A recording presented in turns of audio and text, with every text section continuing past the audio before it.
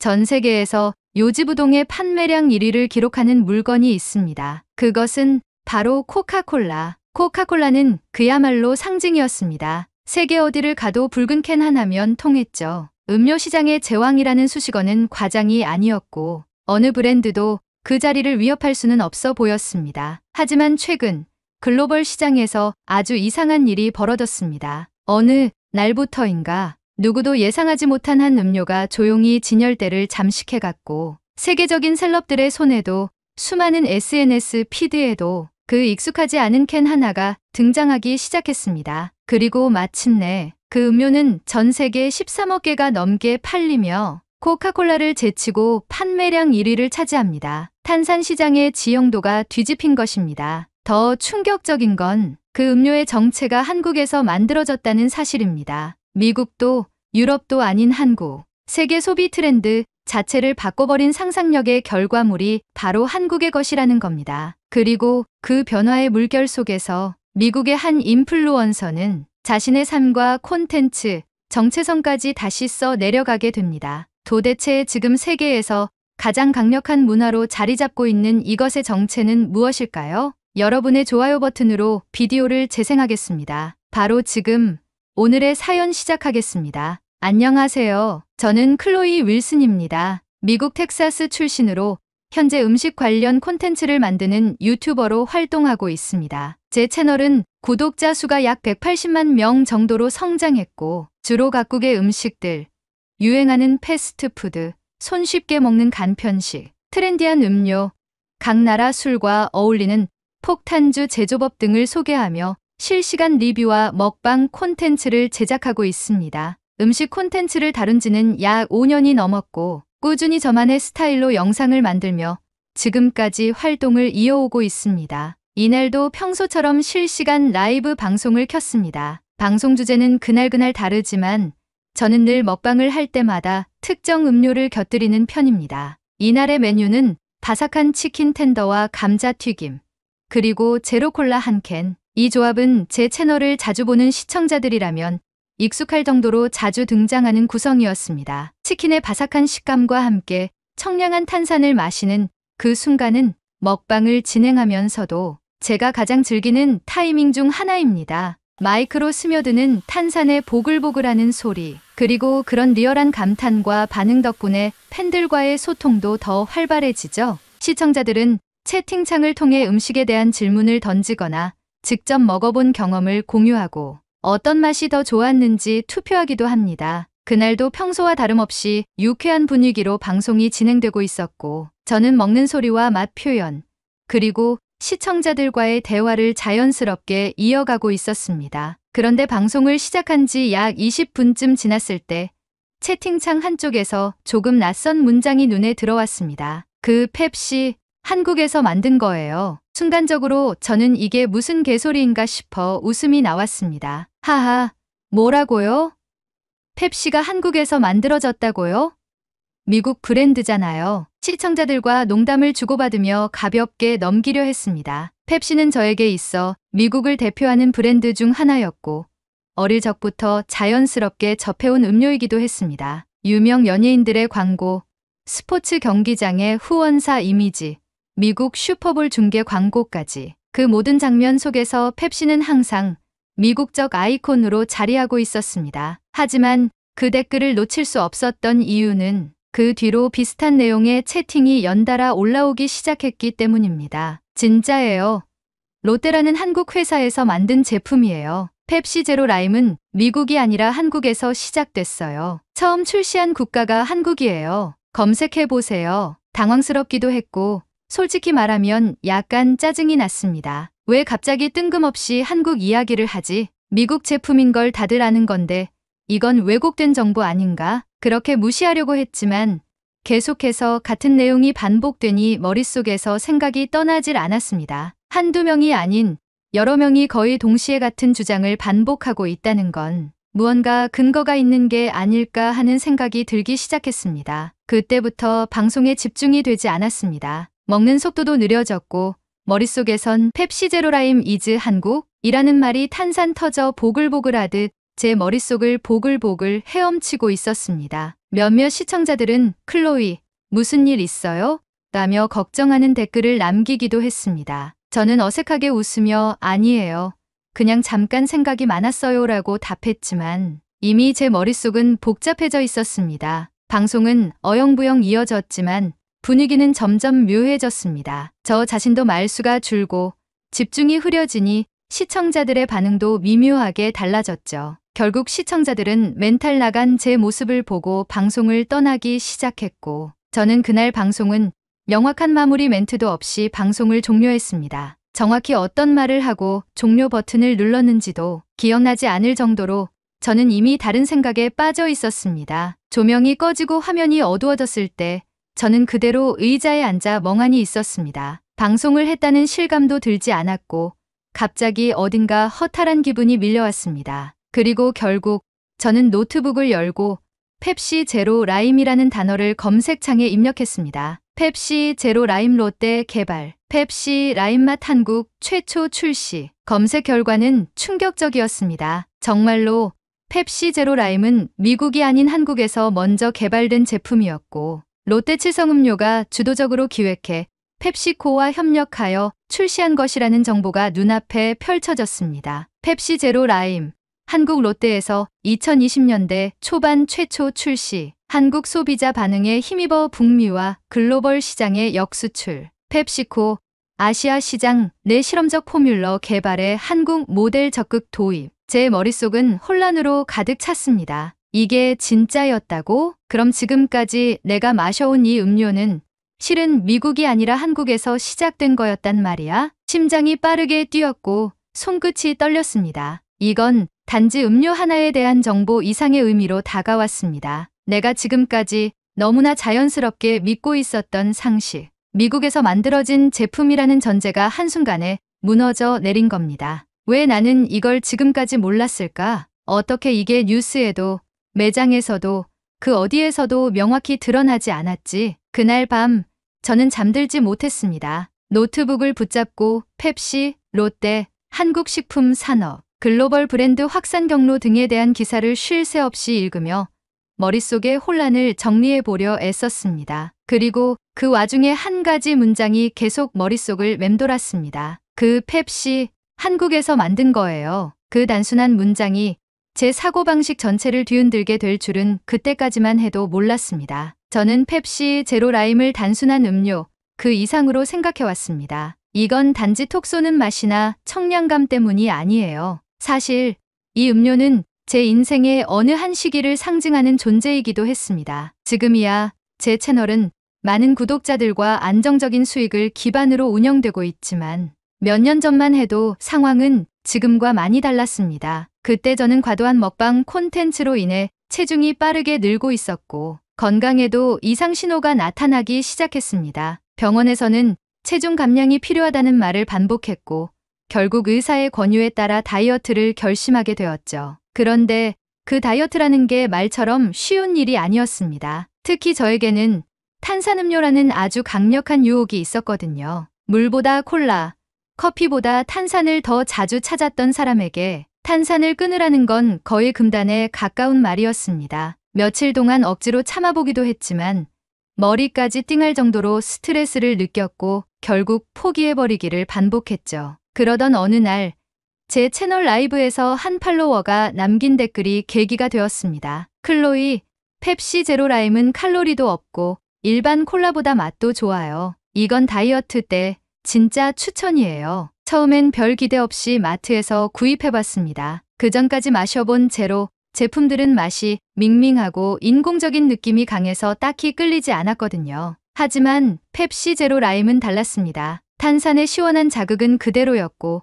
라임의 상큼한 향이 그 밍밍함을 잡아주는 듯한 느낌이 들었죠. 첫 모금 만에 이건 진짜 괜찮은데 라는 말이 저절로 나왔습니다. 그날 이후 저는 다이어트를 포기하지 않고 이어갈 수 있었습니다. 식단 조절을 하면서도 펩시 제로 라임 하나면 심리적인 허기를 채울 수 있었고 무언가를 완전히 끊지 않아도 된다는 생각이 마음을 놓이게 해주었죠. 그것은 단순한 음료 이상의 역할이었습니다. 저는 이 음료를 나의 생존템이라 부르기 시작했습니다. 그 당시를 떠올려 보면 제 삶 전체가 참 위태로운 시기였습니다. 채널 구독자 수는 늘어나고 있었지만 콘텐츠 방향에 대한 고민이 깊었고 외모에 대한 악플과 자책감이 교차하며 심리적으로도 불안정한 상태였어요. 먹는 모습을 보여주는 콘텐츠는 인기를 얻고 있었지만 정작 제 자신은 건강과 자존감을 잃어가고 있었죠. 그때 펩시 제로 라임은 저에게 있어 무너지지 않게 붙잡아주는 일종의 균형추 같았습니다. 하루에도 몇 번씩 마셨고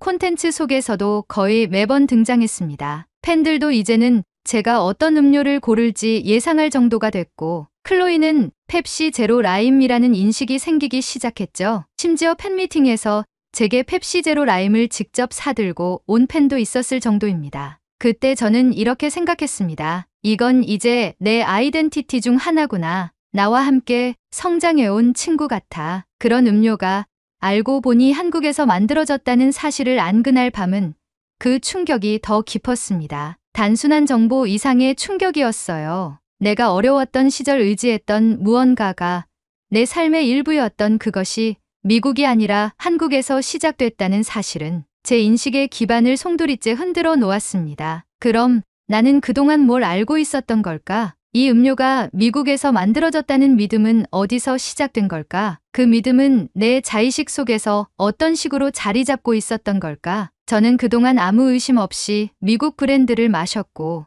미국의 문화와 시스템을 중심에 두고 세상을 이해해왔습니다. 하지만 정작 그 안에서 제 삶을 실질적으로 변화시킨 제품은 미국이 아닌 한국에서 만들어졌다는 사실을 알게 된 지금 저는 스스로에게 수많은 질문을 던지게 되었죠. 그리고 그 질문들은 펩시 제로 라임을 넘어 더 넓은 범위로 퍼지기 시작했습니다. 혹시 다른 제품들도 그런 게 있을까? 한국이라는 나라는 도대체 어떤 곳이기에 이런 발상을 했던 걸까? 그날 이후로 저는 이전과는 다른 시선으로 제품들을 보기 시작했습니다. 단순히 브랜드 로고나 광고 이미지를 보는 게 아니라 그 제품이 어디서, 누구에 의해, 왜 만들어졌는지를 찾는 습관이 생긴 겁니다. 그러면서도 저는 마음 한편에서 이상한 감정을 느끼고 있었습니다. 놀라움, 감사함, 그리고 조금은 복잡한 질투 같은 감정이 뒤섞여 있었어요. 미국에서도 수많은 전문가와 자본이 있는데 왜 이런 골 때리는 제품은 한국에서 먼저 나왔을까?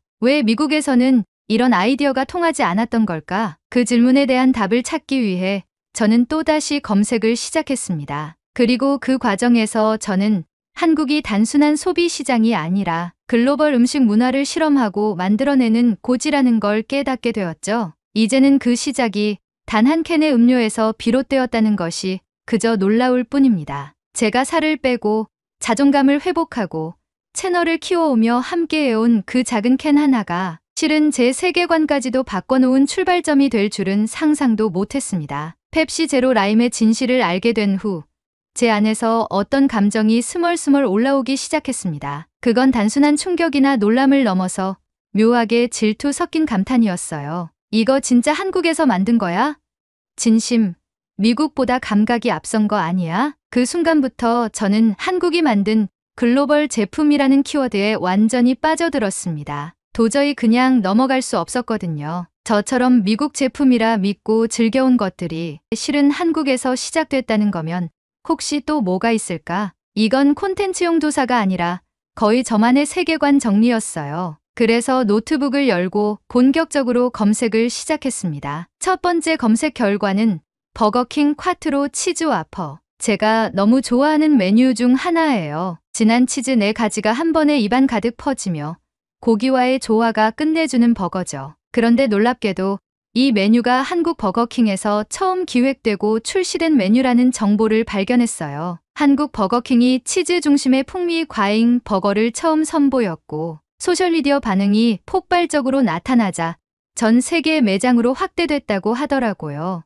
이건 좀 얄밉도록 잘 만든 케이스네요. 그 다음은 베스킨라빈스의 아이스크림 케이크. 미국에서는 주로 스쿱 아이스크림이 주력이고 케이크는 보조 이미지였어요. 하지만 한국에서는 이 아이스크림 케이크가 정식 주력 제품군이래요. 그 디자인 퀄리티와 시즌별 테마가 너무 정교해서 미국 본사에서도 깜짝 놀랐다고 하더라고요. 그래서 한국의 디자인 모델을 수입해 미국과 일본 등지에 수출하게 됐다는 거죠. 잠깐, 이 정도면 한국괴라가 미국 본사보다 상위 기획부 아닌가요? 여기서 끝이 아닙니다. 프링글스 버터 카라멜 맛. 제가 처음 먹었을 때 솔직히 하고 잠깐 멈칫했거든요. 감자칩에 캐러멜?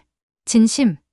그게 맛있을 리 없잖아요. 근데 맛있었습니다. 단짠단짠의 정점을 찍은 조합이었어요. 검색해보니 이 제품 역시 한국 프링글스 팀에서 처음 개발한 지역 한정 맛이었고 SNS 반응이 좋아지면서 미국을 포함한 일부 해외 매장에서도 판매가 시작됐다고 나와 있었습니다. 그리고 이 시리즈는 이후 콘버터 맛, 크림치즈 어니언 맛 등으로 이어졌죠. 그리고 아웃백 스테이크 하우스의 투움바 파스타. 처음에 이 메뉴를 먹었을 때 저는 이렇게 말했어요. 와, 이건 진짜 미국스럽다. 그런데 반전은 이 파스타 역시 한국 아웃백에서 시작된 메뉴라는 사실. 진한 크림 소스의 새우와 매콤한 풍미를 가미한 이 조합이 한국 시장에서 대성공을 거두고 그 후 미국 본사 메뉴로 채택됐다는 겁니다. 그 외에도 도미노 피자의 스위트 불고기 피자, 미국 일부 월마트에서 판매 중인 김치맛 라면, 스낵도 한국 개발 후 역수출된 사례였어요. 하나씩 알게 될수록 저는 이 말밖에 안 떠올랐어요. 한국은 단지 음식만 만든 게 아니고 시장 자체를 바꿨구나. 처음엔 재미삼아 시작했던 조사였는데 이제는 그 리스펙트가 점점 커졌습니다. 심지어 저도 모르게 중얼거리고 있었어요. 이럴 거면 한국식품개발팀이랑 콜라보 한번 해야 하는 거 아니야? 동시에 콘텐츠 크리에이터로서 저는 이런 생각도 하게 됐어요. 지금 내가 보고 있는 브랜드, 내가 리뷰하는 메뉴들 그 원산지가 진짜 미국일까? 혹시 이 메뉴도 한국에서 만들었는데 내가 모른 채 미국 브랜드처럼 소개한 거라면? 조금은 당황스럽기도 했고 조금은 민망했습니다. 그동안 너무 많은 걸 당연하게 여기고 살아왔다는 걸 느꼈거든요. 아니, 나만 몰랐던 거면 이거 너무 창피한 거 아니에요? 그런데 이상한 점은 그 민망함이 전혀 불쾌하지 않았다는 겁니다. 오히려 이게 콘텐츠가 되는구나 하는 생각이 들면서 신이 났어요. 그리고 솔직히 말하면 질투도 조금 들었습니다. 어떻게 이런 아이디어가 한국에서는 자연스럽게 나오지? 그건 단순히 맛 조합의 문제가 아니었어요. 그 기획이 소비자 감각을 너무 정확하게 파악하고 있었고 심지어 비주얼, 네이밍, SNS 확산까지 이미 계산되어 있는 느낌이었죠. 그때 저는 한 가지 확신을 갖게 됐습니다. 한국은 소비하는 나라가 아니라 전략을 짜는 나라라는 것. 그 전략은 우리가 생각하는 전통적 마케팅보다 훨씬 감각적이고 트렌디하며 빠르게 움직이고 있었어요. 저는 그날 이후 슈퍼마켓을 가거나 패스트푸드 매장에 가면 습관적으로 제품 뒷면을 확인하게 됐습니다. 설마 이것도 한국? 그리고 꽤 자주 대답은 예였어요. 결국 저는 깨달았습니다. 지금 전 세계를 돌아다니는 수많은 제품들, 그중 많은 것들이 한국에서 만들어지고 있다는 사실. 그리고 그것이 단지 좋은 제품을 넘어 문화적 기획이라는 점에서 얼마나 놀라운 일인지를요. 그 시작이 한 캔의 펩시 제로 라임이었다는 건 이제 제 인생에서 가장 상징적인 순간 중 하나로 남게 되었어요. 펩시 제로 라임 하나에서 시작된 의심은 어느새 저의 전 세계관을 재구성해버렸습니다. 그동안 저는 미국 중심의 시각으로 콘텐츠를 만들었고 글로벌 브랜드들은 당연히 미국에서 시작되었다고 믿고 있었어요. 하지만 그 믿음은 단 한 번의 검색, 그리고 연이은 확인과 조사로 무너졌고 이제 저는 새로운 사실 앞에 서게 되었습니다. 한국은 음식과 브랜드를 만들어내는 기획의 나라였고 그 영향력은 이미 조용히 전 세계를 덮고 있었던 겁니다. 그 사실을 알고 난 뒤 저에게는 하나의 결심이 생겼습니다. 나도 이걸 알려야겠다. 지금껏 제가 받은 놀라움, 감탄, 심지어 질투까지 이 모든 걸 콘텐츠로 풀어보자. 그 결심은 생각보다 빠르게 실행에 옮겨졌습니다. 저는 기존의 먹방 콘텐츠 흐름을 조금씩 바꾸기 시작했어요. 이제는 단순히 먹는 모습을 보여주는 게 아니라 이게 어떤 문화에서 어떤 배경으로 나왔는가를 이야기하는 콘텐츠로 전환한 겁니다. 첫 번째로 올린 영상은 이거 진짜 한국에서 만든 거였어요? 라는 제목으로 올린 펩시 제로 라임의 기원 이야기였습니다. 제가 어떻게 그 사실을 알게 되었는지, 얼마나 충격을 받았는지, 그리고 지금까지 미국 제품이라 믿고 있었던 이유가 무엇이었는지를 솔직하게 털어놓았어요. 놀랍게도 그 영상은 평소보다 3배 가까운 조회수를 기록했고 댓글창은 뜨겁게 달아올랐습니다. 나도 진짜 몰랐어요. 대박이다. 이제 먹기 전에 전성분, 제조국부터 확인해야겠네요. 한국이 만든 음식 콘텐츠 더 해주세요. 궁금해졌어요. 그 반응은 제가 예상한 것보다 훨씬 뜨거웠습니다. 단지 음료 하나에 대한 정보가 아니라 사람들은 우리가 믿어온 것들에 대한 재검토를 함께 경험하고 있었던 거죠. 그때부터 저는 한국 음식에 대한 콘텐츠를 본격적으로 다루기 시작했습니다. 김치, 삼겹살, 떡볶이, 곤약 젤리, 한국식 도시락, 편의점 간편식까지 한국 슈퍼마켓에서 파는 제품들을 미국 마트에서 구해서 리뷰하거나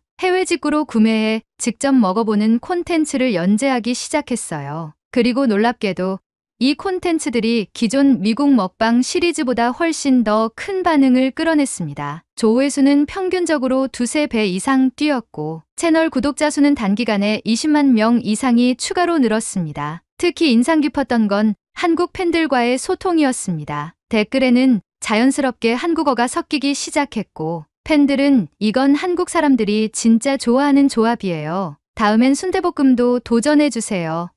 같은 제안을 보내오기도 했습니다. 처음에는 놀라웠고 점점 즐거워졌고 이젠 마치 한 문학원을 새롭게 배워가는 느낌이 들 정도입니다. 그리고 어느 날 제 채널 영상 말미에서 저는 이렇게 말했습니다. 처음엔 그냥 다이어트 음료인 줄만 알았던 펩시 제로 라임. 그런데 그 안에는 단순한 맛이 아니라 한국이라는 나라의 감각, 기술, 그리고 상상력이 들어있었더라고요. 이제는 제가 받은 이 감동을 더 많은 사람들에게 전하고 싶습니다. 한국이 만든 것들이 세계를 바꾸고 있다는 걸, 그리고 그게 얼마나 아름다운 방식으로 이루어지고 있는지를 말이죠. 그건 단지 콘텐츠의 변화가 아니라 제가 바라보는 세상의 중심이 바뀌었다는 의미이기도 했습니다. 저는 지금도 여전히 미국에 살고 음식 콘텐츠를 만들고 있지만 제 시선은 이제 더 넓어졌습니다. 그리고 자주 생각합니다. 왜 이런 이야기들이 미국 뉴스에선 잘 다뤄지지 않을까? 왜 사람들은 여전히 한국을 K-팝과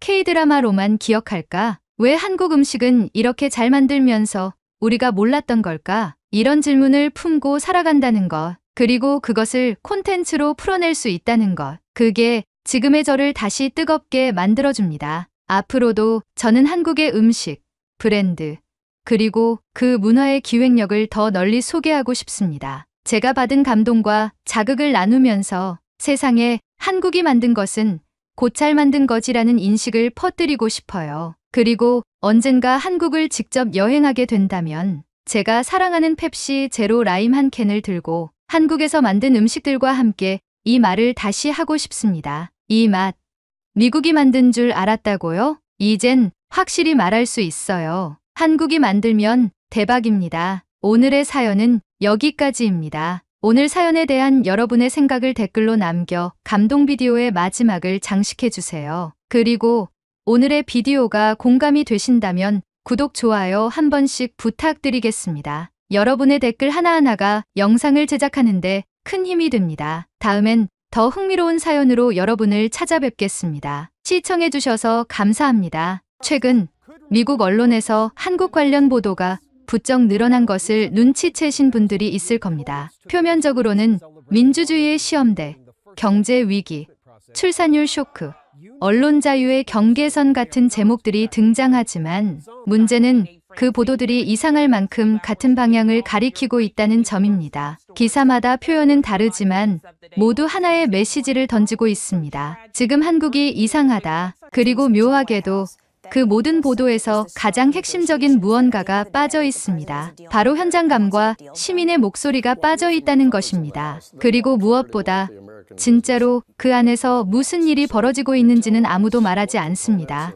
누군가는 말합니다. 지금 한국에 대해 너무 이상화된 이미지가 퍼지고 있다고. 다른 누군가는 말합니다. 지금 한국에 대해 누군가 불편한 진실을 덮고 있다고. 이 두 가지 전혀 다른 흐름이 지금 세계의 보도 공간에서 동시에 존재하고 있습니다. 도대체 미국에서는 한국에 대해 어떤 이야기가 오고 가고 있을까요? 여러분의 좋아요 버튼으로 비디오를 재생하겠습니다. 바로 지금 오늘의 사연 시작하겠습니다. 저는 사라 윈터입니다. MBC 뉴스 국제부 소속 기자로 지난 15년간 뉴욕 본사에서 동아시아 정치 및 사회 이슈를 담당해 왔습니다. 전공은 정치학과 국제 커뮤니케이션, 주로 민주주의와 언론의 역할에 관한 심층 보도를 다뤄왔고, 미국 내 시청자들에게 아시아의 정치 구조와 현실을 해석해주는 역할을 맡고 있었습니다. 솔직히 말해 저와 제 주변 대부분의 동료들은 한국 사회에 대해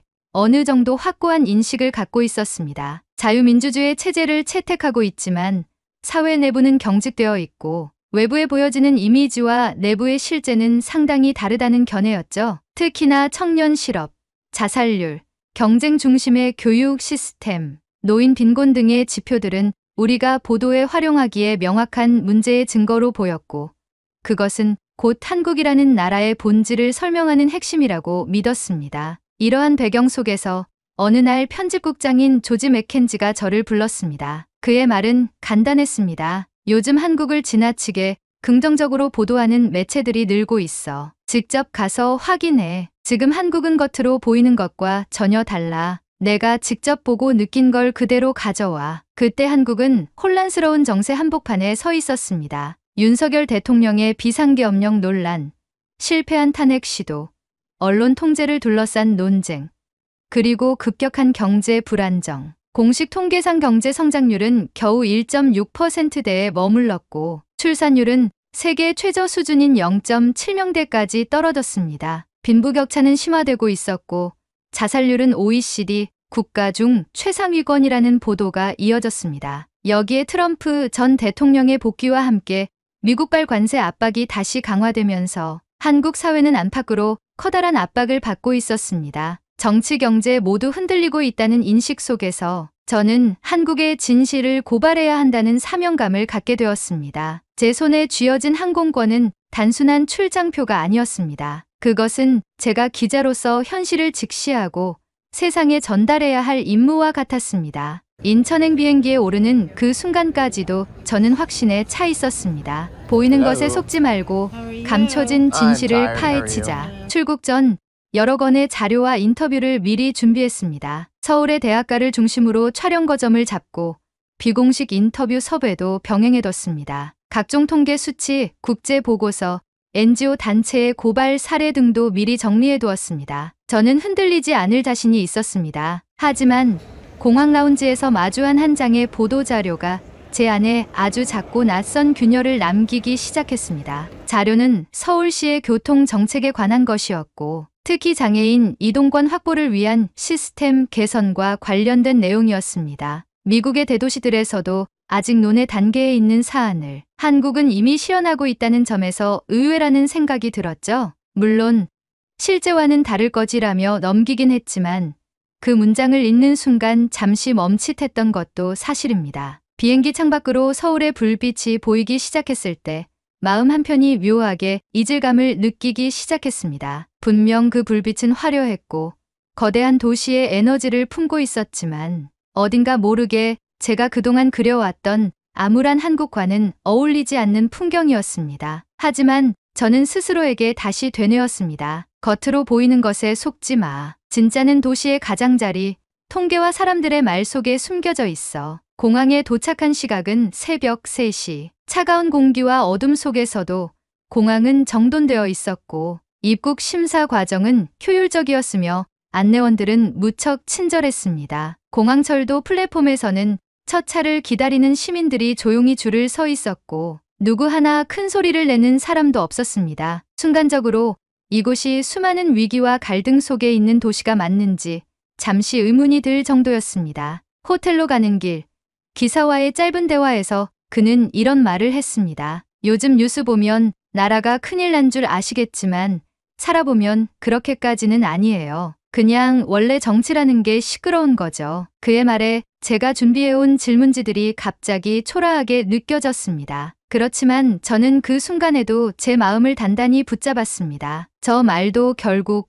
체념이거나 자조일 거야. 현실에 순응해버린 목소리는 진실을 가리기도 하지. 저는 제 사명을 잊지 않았습니다. 한국 사회가 어떤 갈등을 겪고 있고 어떤 불균형과 위기를 안고 있는지 그것을 똑바로 목격하고 필요한 만큼 날카롭게 보도하겠다고 다짐했습니다. 하지만 제가 몰랐던 것은 이 도시가 단순히 문제와 비판만으로 설명될 수 없는 곳이라는 사실이었습니다. 그리고 그 낯선 진실 앞에서 제 모든 확신이 서서히 흔들리기 시작할 것이라는 예감도 아직은 하지 못하고 있었습니다. 서울에 도착한 첫날부터 예상과 다른 장면들이 눈에 들어오기 시작했습니다. 가장 먼저 느낀 건 도시의 질서였습니다. 이른 아침부터 분주하게 움직이는 시민들, 혼잡하지 않게 운영되는 대중교통, 혼자서도 어렵지 않게 이동할 수 있도록 구성된 안내 시스템. 제가 상상했던 복잡하고 감정적으로 억눌린 사회의 모습은 쉽게 찾아볼 수 없었습니다. 서울시청 광장에서는 한 시민이 피켓을 들고 조용히 1인 시위를 하고 있었습니다. 저는 즉각적으로 경찰의 개입이나 통제가 있을 것이라 생각했지만 경찰은 그를 방해하지 않고 오히려 멀찌감치해서 흐름을 정리하고 있을 뿐이었습니다. 시민은 조용히 자신의 주장을 펼쳤고 지나가는 사람들 역시 그를 존중하며 바라보고 있었습니다. 미국에서조차 보기 어려운 공적 질서의 조화에 저는 당황했습니다. 그날 오후 저는 강남역 인근의 여성 안심 귀가 서비스 현장을 취재하기 위해 이동했습니다. 이 프로그램은 경찰청과 지자체가 협력해 여성 혼자 귀가하는 시간대에 순찰차 혹은 경찰 인력이 동행하는 서비스였습니다. 제 취재 대상이었던 김정은 경위는 이건 보여주기 행정이 아니라 실제로 시민들이 요청하고 이용하는 서비스입니다. 매일 평균 300건 이상의 신청이 들어옵니다라고 설명했습니다. 취재를 마치고 현장을 떠나면서 저는 잠시 아무 말도 하지 못했습니다. 물론 모든 것이 이상적이진 않았습니다. 취재 중 만난 몇몇 시민들은 여전히 불만을 토로했습니다. 청년층의 상대적 박탈감, 중장년층의 고용 불안, 높은 집값과 생활비 등 미국에서도 익숙한 도시적 문제들이 이곳에도 존재했습니다. 하지만 그 문제들을 마주하는 시민들의 태도는 확연히 달랐습니다. 불평만 하는 것이 아니라 스스로 변화를 만들기 위한 움직임을 꾸준히 이어가고 있었던 겁니다. 예를 들어 은평구에 있는 한 시민참여형 마을회관을 찾았을 때 저는 발달장애 아동들의 음악 수업을 직접 목격했습니다. 교사도 학부모도 학생도 너무도 자연스럽게 그 공간을 공유하고 있었고 음악을 통해 자신의 감정을 표현하는 아이들의 모습은 그 자체로 하나의 문화였습니다. 이게 바로 공동체조라는 담당 사회복지사의 말에 저는 한동안 말을 잇지 못했습니다. 또한 지하철역마다 설치된 점자 블록, 엘리베이터, 시각장애인을 위한 음성 안내 시스템 등은 단순한 배려가 아닌 기본처럼 느껴졌습니다. 더 놀라웠던 건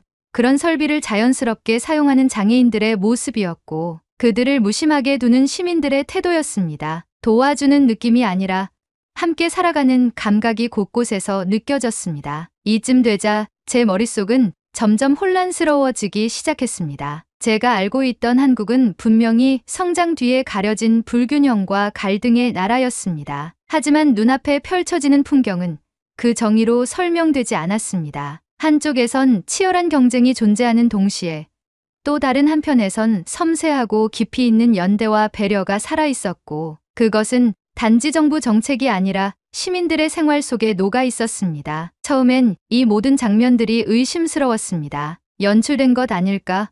외국 기자를 위한 임시 조치일지도 몰라. 하지만 시간이 지날수록 그 생각은 점점 설득력을 잃어갔습니다. 이러한 시스템이 하루아침에 꾸며낼 수 있는 수준이 아니었고 시민들의 행동도 너무 자연스러웠기 때문입니다. 예상치 못한 감정이 제 안에서 자라났습니다. 혹시 지금까지 내가 틀렸던 걸까? 이 질문이 처음으로 머릿속을 차지하기 시작했습니다. 취재 초반엔 거리를 두고 현장을 바라봤던 제 태도도 점점 바뀌었습니다. 저는 점차 더 많은 시민들과 대화를 나누게 되었고 그들의 진심 어린 말들에서 이 사회가 가진 저력을 발견했습니다. 일부 취약점이나 위기에도 불구하고 한국은 그것을 외면하거나 숨기려 하지 않았습니다. 오히려 드러내고 끊임없이 조정하고 개선해 나가려는 움직임이 활발했습니다. 서울 중구의 한 고등학교에서는 교내에서 학생들이 직접 운영하는 생활복 개선 위원회라는 자치기구를 운영하고 있었습니다. 무더운 여름에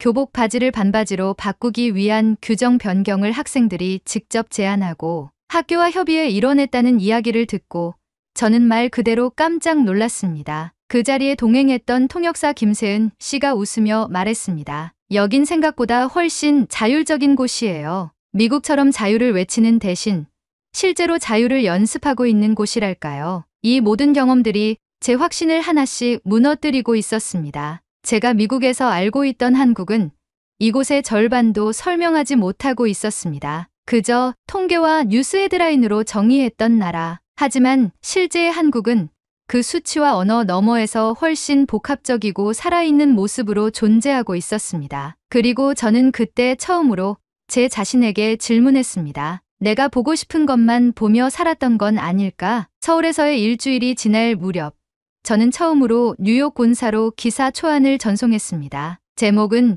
기교적 중립적으로 작성했습니다. 서울에서 만난 시민들의 일상, 예측을 벗어난 풍경이라는 타이틀 아래 제가 직접 본 사회적 배려의 현장, 시민 참여, 질서 있는 공공의식, 자율성과 연대의 조화를 중심으로 내용을 구성했습니다. 답변은 예상보다 빨랐고 그 내용은 제가 예상했던 것보다 훨씬 날카로웠습니다. 사라, 이건 우리가 기대했던 리포트가 아니야. 한국의 경제 침체, 노인 빈곤, 언론 검열 논란, 이런 키워드들이 빠졌잖아. 너 지금 한국에 물든 거 아니야? 편집국장 조지 맥켄지의 메일에는 명확한 지시사항이 첨부되어 있었습니다. 한국의 민주주의가 실제로는 얼마나 불완전한지, 시민들이 느끼는 불안과 갈등, 언론의 한계 등을 중점적으로 재취재할 것. 그리고 문장 마지막에 그는 이렇게 덧붙였습니다. 진실은 눈으로 보는 것이 아니라 의심에서부터 시작되는 거야. 감정에 휘둘리지 마. 그 문장을 읽는 순간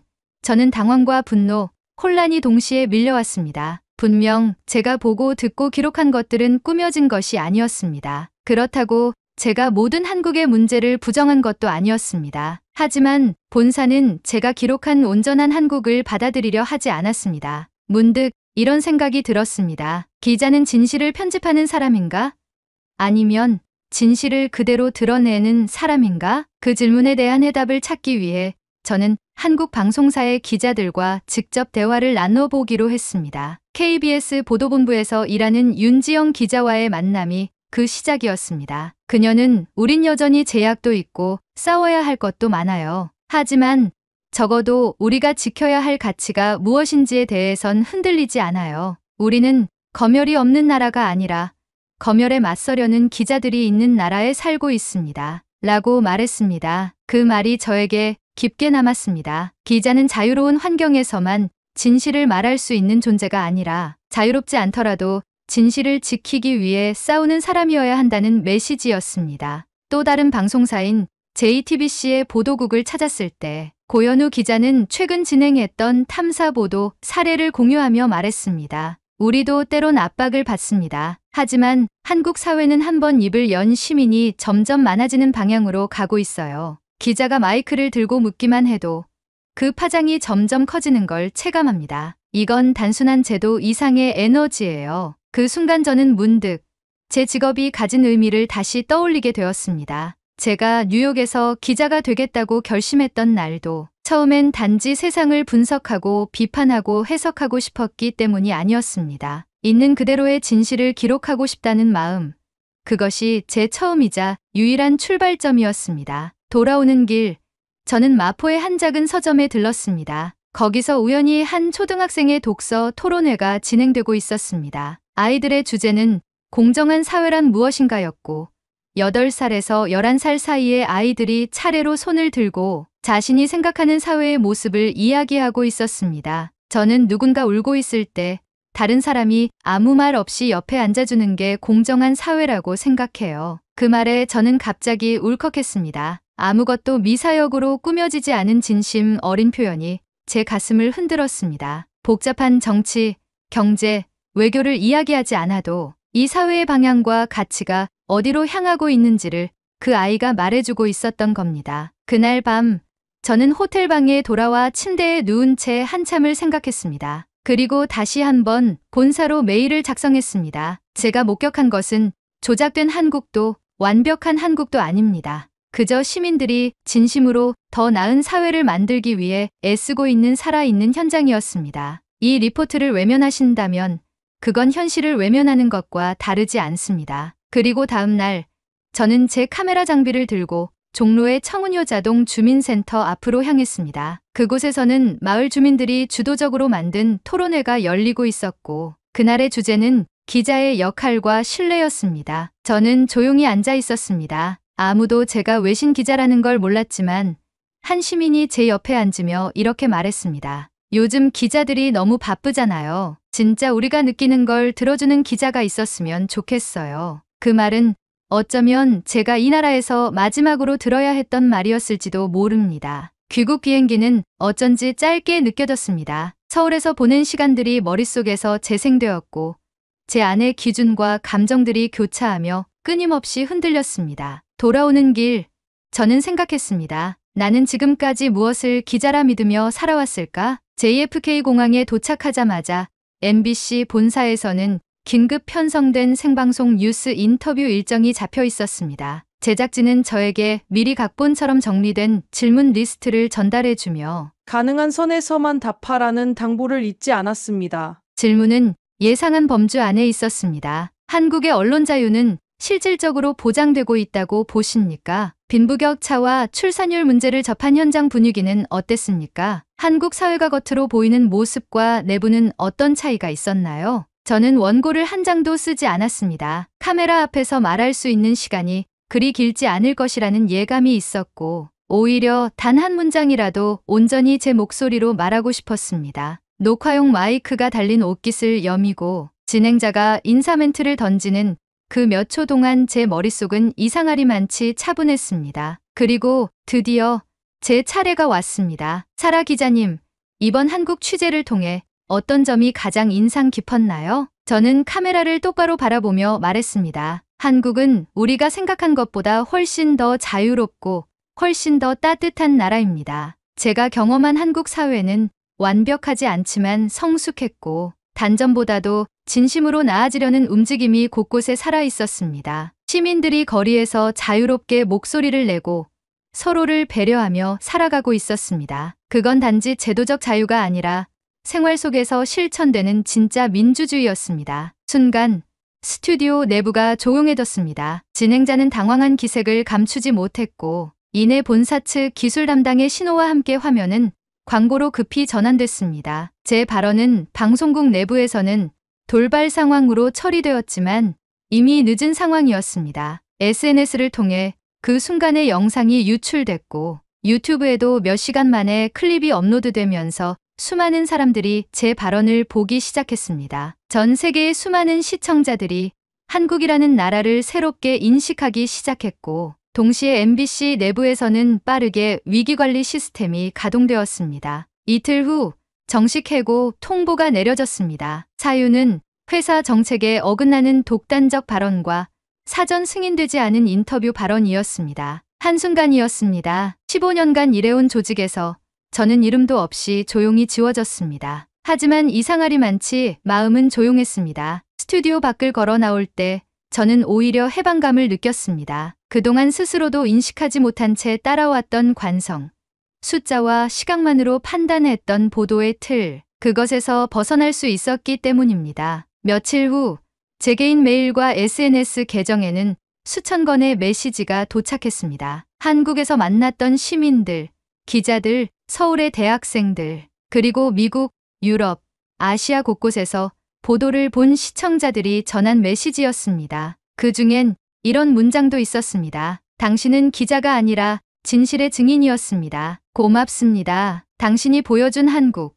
저도 언젠가 꼭 가보고 싶습니다. 언론은 진실을 말하는 공간이어야 합니다. 당신이 그걸 증명했어요. 그 후 저는 결심했습니다. 독립 저널리스트로 살아가겠다고. 소속이 없어도 카메라와 기록을 통해 세상을 보여줄 수 있다면 그걸로 충분하다고 생각했습니다. 지금은 소규모 독립 미디어 프로젝트를 통해 여러 나라를 돌며 취재를 이어가고 있습니다. 지금도 제 책상 위에는 서울의 한 초등학생이 제게 건넨 손그림이 놓여 있습니다. 짙은 분홍색 색연필로 그려진 한국의 집, 사람들, 한글 간판들 사이에 작은 글씨로 이렇게 쓰여 있습니다. 진실을 외면하지 마세요. 그것이 당신이 기자인 이유예요. 그 글을 볼 때마다 저는 다시 카메라를 들 준비를 합니다. 그저 사실만을 나열하는 것이 아닌 진짜 진실을 보는 눈을 갖고 싶어서요. 그리고 그 진실은 늘 숫자나 통계, 뉴스 헤드라인의 틈새가 아닌 사람들의 눈빛과 일상 속에 숨겨져 있다는 걸 저는 한국에서 처음으로 배웠습니다. 지금은 아침이면 커피 한 잔과 함께 전 세계 독립 언론들의 웹페이지를 확인하고 각국 현지 기자들과 연결해 이야기를 나누는 것이 일상이 되었습니다. 기업에 소속되지 않은 삶은 불안정하지만 단 한 번도 지금처럼 기자로서 존재하고 있다는 확신을 느낀 적은 없었습니다. 서울에서의 그 시간은 제 삶의 방향을 바꿨습니다. 그저 한 도시를 취재하고 떠나는 일정이었지만 그곳에서 제가 본 것은 도시가 아니라 사람이었고 구조가 아니라 온기였습니다. 사람들이 서로를 어떻게 마주하고 어떤 단어로 다정함을 나누며 어떤 식으로 불완전한 세상을 함께 살아가고 있는지 그 모든 것이 하나의 살아있는 교과서였습니다. 한때 저는 한국을 통계로, 논쟁으로, 데이터로만 바라봤습니다. 하지만 지금은 압니다. 진실은 그런 숫자 사이에서 의미를 잃고 흐려지는 것이 아니라 사람들이 매일같이 쌓아 올리는 작고 반복된 선택 속에서 자라난다는 것을요. 그리고 그 진실은 보도자료에도 대변인의 발언에도 분석 보고서에도 없었습니다. 그건 서울의 골목에서, 지하철 안에서, 벤치에 앉아 있던 노인의 말투에서, 어린 아이의 눈빛 속에서 조용히 흘러나오고 있었습니다. 어쩌면 기자로서 제가 해야 할 일은 그런 흐름을 붙잡아 단어로 옮기는 일일지 모릅니다. 거창한 분석보다 조용한 기록이 더 오래 남는다는 걸 저는 한국에서 배웠습니다. 그 배움이 저를 움직였고 지금의 저를 만들었습니다. 어떤 사람은 제게 이렇게 묻습니다. 당신은 결국 한국을 좋게만 본 거 아닙니까? 저는 그럴 때마다 조용히 대답합니다. 아니요. 저는 한국에서 진실을 봤습니다. 그리고 그 진실은 완벽해서가 아니라 더 나아지려는 사람들 덕분에 의미 있는 것이었습니다. 언젠가 다시 서울을 찾는 날이 온다면 이번엔 기자로가 아닌 사람으로서 걷고 싶습니다. 그 골목들을 다시 지나며 그때의 숨결을 다시 한번 느껴보고 싶습니다. 그곳은 제게 있어 진실의 순간을 안겨준 유일한 도시니까요. 그리고 저는 앞으로도 어떤 도시에서든 그 진실을 향해 걷겠습니다. 제 이름은 사라 윈터 기자입니다. 오늘의 사연은 여기까지입니다. 오늘 사연에 대한 여러분의 생각을 댓글로 남겨 감동 비디오의 마지막을 장식해주세요. 그리고 오늘의 비디오가 공감이 되신다면 구독, 좋아요 한 번씩 부탁드리겠습니다. 여러분의 댓글 하나하나가 영상을 제작하는데 큰 힘이 됩니다. 다음엔 더 흥미로운 사연으로 여러분을 찾아뵙겠습니다. 시청해주셔서 감사합니다.